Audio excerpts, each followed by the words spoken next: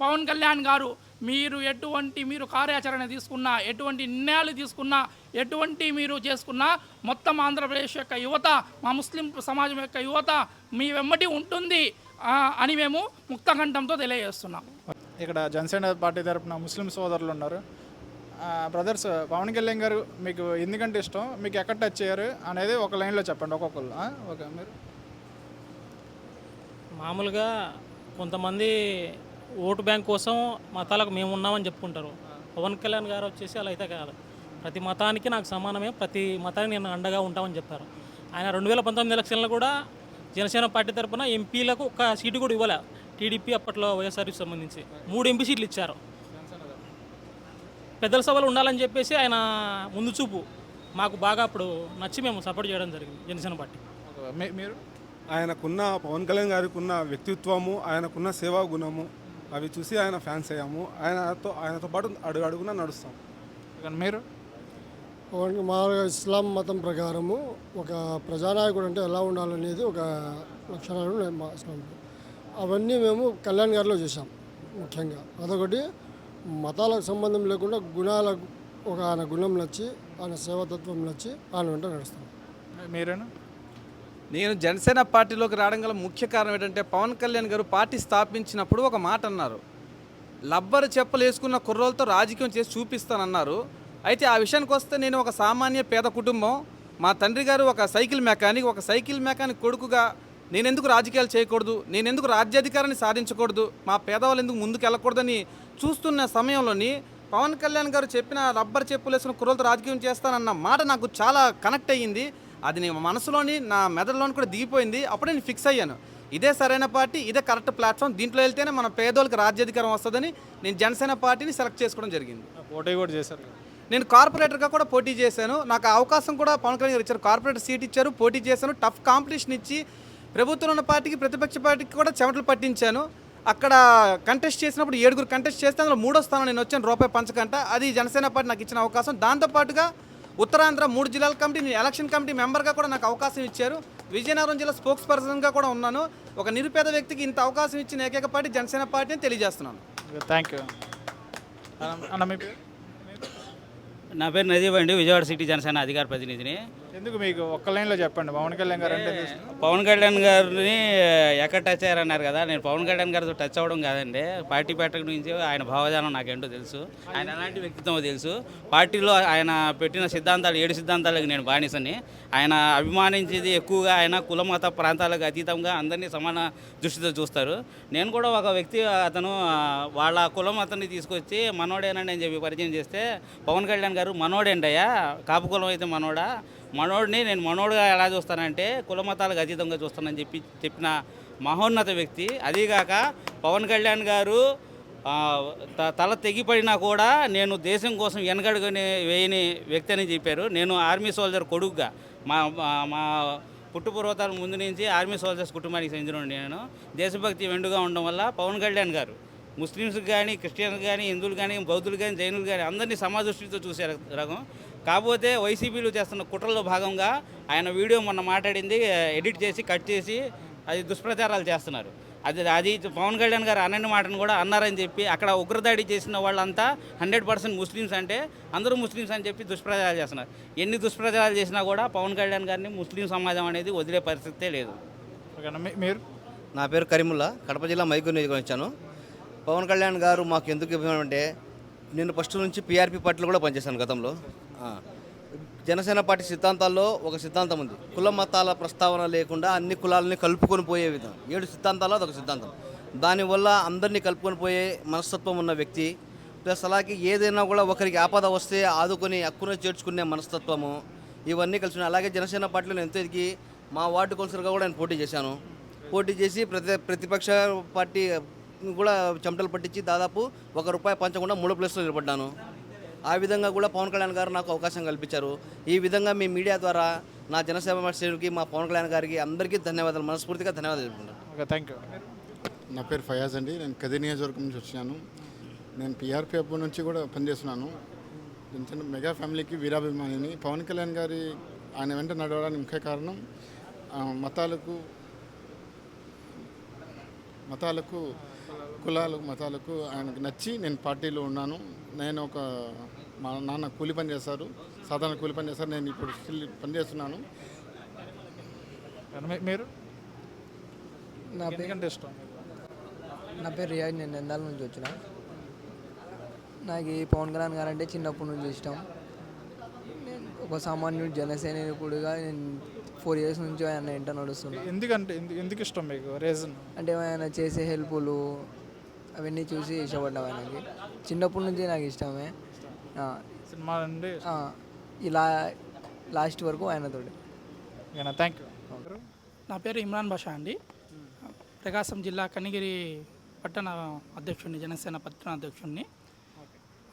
ఏదైతే ఇప్పుడు పెహల్గాం ఉగ్రదాడి జరిగినదో దాని గురించి మేము అంతా మొత్తం దేశంలో ఉన్నటువంటి ప్రతి ముస్లిం కూడా ముక్త కంఠంతో ఖండిస్తున్నాము.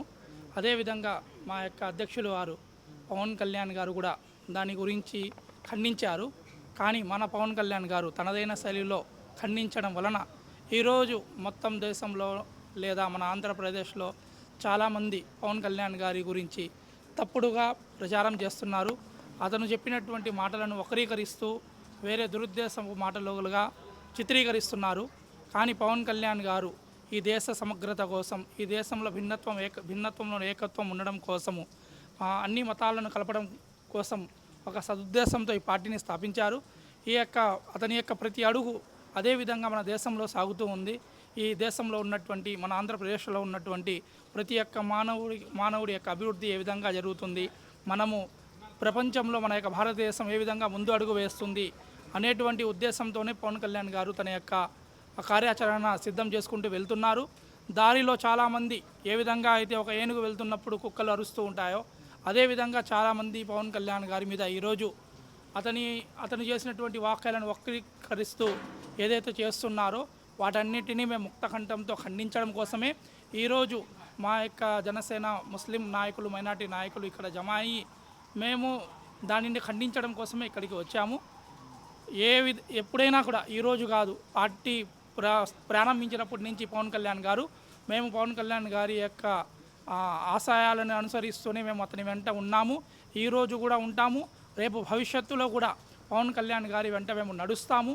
మా యొక్క నాయకులు ఏ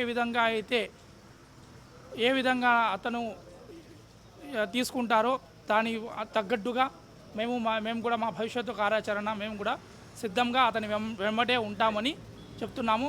జై జనసేన, జై. చాలామంది ఈ పార్టీకి డ్యామేజ్ అయి ఉంటుందా ముస్లిం సోదరులు జనసేన పార్టీ దీనివలన అంటే ఏం లేదండి. ఇప్పుడు ఏదైతే పాకిస్తాన్ ఉగ్రవాదులు పహల్గాంలో జరిగిందో భారతదేశంలో ఉన్నటువంటి, ఆంధ్రప్రదేశ్లో ఉన్నటువంటి ప్రతి ఒక్క ముస్లిం కూడా ఏకధాటి మీద వచ్చి దాన్ని ఖండిస్తున్నారు. ఎవరు కూడా దానిని సపోర్ట్ చేయడం లేదు.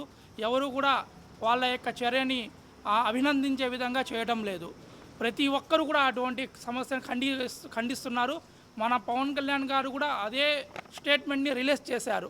దాని వలన పవన్ కళ్యాణ్ గారి పార్టీకి లేదా పవన్ కళ్యాణ్ గారి యొక్క వ్యక్తిత్వానికి లేదా జనసేన పార్టీలో ఉన్నటువంటి ముస్లింలు అతనికి ఏదో వ్యతిరేకంగా ఉంటారు అనేటువంటి ఒక భావన ఏదైతే ఉందో అది మేము దాన్ని అంగీకరించము. ఎప్పుడూ కూడా మేము పవన్ కళ్యాణ్ గారి వెంటనే ఉంటాము. ఎందుకనంటే అతను ఆ పవన్ కళ్యాణ్ గారి దగ్గర ఒక మానవత్వం ఉందండి. అతని దగ్గర మతం అనేటువంటి విషయము, పేదవాళ్ళు ధనికులు అనేటువంటి విషయం కాదు. పవన్ కళ్యాణ్ గారి దగ్గర ఒక మానవత్వం ఉంది. ప్రతి ఏ వ్యక్తి అయినా నేను ఫలానా సమస్యలో ఉన్నాను అని చెప్తే అతని యొక్క సమస్యను పూర్తి చేస్తూనే ఉన్నారు. ఇప్పుడు ఎందుకు ఎంతమంది అయితే ముఖ్యమంత్రులు ఉన్నారో, ఎంతమంది అయితే నాయకులు ఉన్నారో వాళ్ళకు అధికారం వచ్చిన తర్వాత, వాళ్ళు ముఖ్యమంత్రులు అయిన తర్వాత ఏదైనా ప్రజలకు చేశారేమో కానీ మా పవన్ కళ్యాణ్ గారు అధికారం రాకముందే అతని యొక్క సొంత నిధులతో ఎంతో కార్యక్రమాలు చేశారు. ఎంతోమందికి లక్షలు కోట్లు ఖర్చు చేశారు. ఈరోజు కూడా అతను వస్తున్నటువంటి అతనికి ఏదైతే లాభం వస్తుందో ప్రతి ఒక్కటి ప్రజల మీదే, మన యొక్క రాష్ట్ర భవిష్యత్తు కోసమే అతను ఖర్చు పెడుతున్నాడు తప్ప అతని యొక్క వ్యక్తిత్వం కోసం ఏం చేయడం లేదు. అటువంటి గొప్ప వ్యక్తిత్వం ఉన్నటువంటి వ్యక్తికి మేము ఎప్పుడూ సపోర్టుగా ఉంటాము. అతని వెంటనే మేము నడుస్తాము. ఒకవేళ పవన్ కళ్యాణ్ గారు ఏదైతే చెప్పారో అది అర్థం చేసుకునేటువంటి మనుషుల యొక్క లోపమే తప్ప పవన్ కళ్యాణ్ గారు ఎటువంటి వేరే దురుద్దేశంతో ఎటువంటి మత విద్వేషాలు రేగొట్టే విధంగా ఏమీ చెప్పట్లేదని మేము ముక్తకంఠంతో ఖండిస్తున్నాము. మేము పవన్ కళ్యాణ్ గారి వెంటనే ఉంటాము. అతని మా యొక్క చివరి శ్వాస వరకు పవన్ కళ్యాణ్ గారి యొక్క ఆ యొక్క పార్టీ జెండాను మా యొక్క భుజాల మీద మోస్తూ అతని వెంటనే మేము ఉంటామని ఈ సందర్భంగా చెప్తున్నాము. పవన్ కళ్యాణ్ గారు మరియు జనసేన యొక్క ప్రతి ఒక్క నాయకుడు కూడా ఇది ఆలోచించాలా. మేము మా యొక్క నాయకుడు వెంబడే ఉంటాము. ఇటువంటి చిన్న చిన్న తాటాపు చప్పళ్ళకి మేము భయపడము, మేము బెదరము. మేము మా యొక్క చివరి క్షణం వరకు పార్టీ పవన్ కళ్యాణ్ గారితోనే ఉంటామని ఈ సభా ఉద్దేశంగా తెలియజేస్తాం. అంటే గెలిచిన తర్వాత ఎక్కువ హిందూ మతం సనాతన ధర్మం అని చెప్పి మాట్లాడుతున్నారు అని చెప్పి అంటున్నారు. అంటే గెలిచిన తర్వాత, గెలకముందు ఒకలాగా, గెలిచిన తర్వాత ఒకలాగా అని ఎలా చూస్తారు?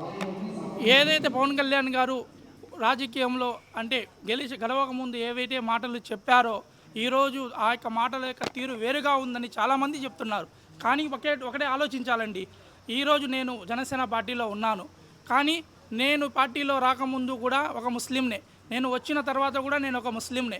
ఒక సమయంలో మా యొక్క ముస్లిం కమ్యూనిటీకి, మా యొక్క ఇస్లాంకి దాని గురించి ఎవరైనా వేరే విధంగా ఏదైనా చెప్తే మేమందరం దాన్ని రియాక్ట్ అవుతాము. ఏదైతే వక్ బిల్ వచ్చింది, వక్ బిల్ అమెండ్మెంట్ బిల్ వచ్చింది, మేము గవర్నమెంట్లో భాగస్వాములము. మేము అయినప్పటికీ కూడా కూటమి ప్రభుత్వంలో భాగస్వాములం అయినప్పటికీ కూడా వక్ఫ్ బిల్ సమస్య వచ్చినప్పుడు, ఇది ముస్లింల సమస్య అని తెలిసినప్పుడు మేమేం చేశాము? మేము రోడ్లపై దిగి వచ్చాము, మేము నినాదాలు చేశాము. అదేవిధంగా పవన్ కళ్యాణ్ గారు ఈరోజు మన యొక్క హిందూ సోదరుల మీద జరిగినటువంటి ఒక ఉగ్రదాడి కానివ్వండి, లేదా హిందూ దేవాలయాల మీద జరుగుతున్నటువంటి ఘటనలు కానివ్వండి, లేదా హిందూ సమాజం మీద ఎవరైనా చేస్తున్నటువంటి ఒక కుట్రల గురించి కానివ్వండి, ఈరోజు పవన్ కళ్యాణ్ గారు ఒక 2 మాటలు ఎక్కువగా చెప్తున్నందుకు మనము అతని ఏంటంటే ఒక హిందుత్వవాదిగా మనం గుర్తిస్తున్నాము.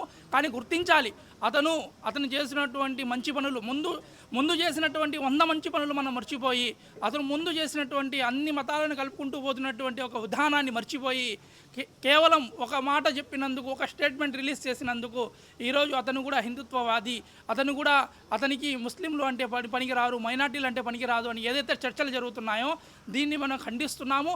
కానీ పవన్ కళ్యాణ్ గారు ఒక కమ్యూనిటీ గురించి మాట్లాడడం తప్పు ఏమీ లేదు. ఎందుకంటే ఆ యొక్క కమ్యూనిటీ మీద జరుగుతున్నటువంటి దాడుల గురించి కానివ్వండి, ఆ కమ్యూనిటీలో జరుగుతున్నటువంటి అన్యాయాల గురించి చర్చించడంలో అతను ఆ యొక్క సమాజానికి చెందినవాడు అని చెప్పడం మనం కరెక్ట్ కాదు. ఈరోజు మా యొక్క ముస్లింల గురించి ఏదైనా జరిగితే మాకు ఈ నమ్మకం ఉంది, మా పవన్ కళ్యాణ్ గారు ముందుంటారు.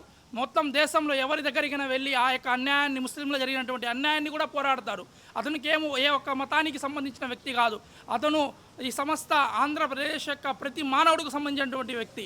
ఈరోజు ఉప ముఖ్యమంత్రి గారు పవన్ కళ్యాణ్ గారు ఉన్నారు అంటే నా ఇంట్లో వ్యక్తి ఉప ముఖ్యమంత్రి ఉన్నారనేటువంటి ధైర్యం ఈరోజు నా లోపల ఉంది. రేపు నా యొక్క కుటుంబానికి సమస్య వచ్చినా, నా యొక్క సమాజానికి, నా యొక్క ముస్లిం కమ్యూనిటీకి సమస్య వచ్చినా నేను మొదట వెళ్ళి నిలబడేటువంటి వ్యక్తి పవన్ కళ్యాణ్ గారే. నా యొక్క సమస్యను పవన్ కళ్యాణ్ గారి దగ్గర నిలబెడతాను. ఇప్పుడు ఒకవేళ పవన్ కళ్యాణ్ గారు నాకు సంబంధించినటువంటి విషయం గురించి ప్రస్తావించినప్పుడు అతను ముస్లిం సమాజానికి సహాయం చేస్తున్నాడు, ముస్లిం సమాజం గురించి మాట్లాడుతున్నారు అంటే ఆ యొక్క మాటలలో అర్థం లేదు.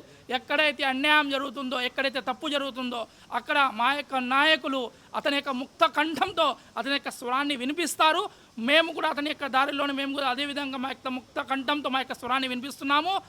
పవన్ కళ్యాణ్ గారు మీరు కార్యాచరణ తీసుకున్నా, ఎటువంటి నిర్ణయాలు తీసుకున్నా, ఎటువంటి మీరు చేసుకున్నా మొత్తం ఆంధ్రప్రదేశ్ యొక్క యువత, మా ముస్లిం సమాజం యొక్క యువత మీ వెంబడి ఉంటుంది అని మేము ముక్తకంఠంతో తెలియజేస్తున్నాం. ఓకేనా, thank you. Okay, thank you.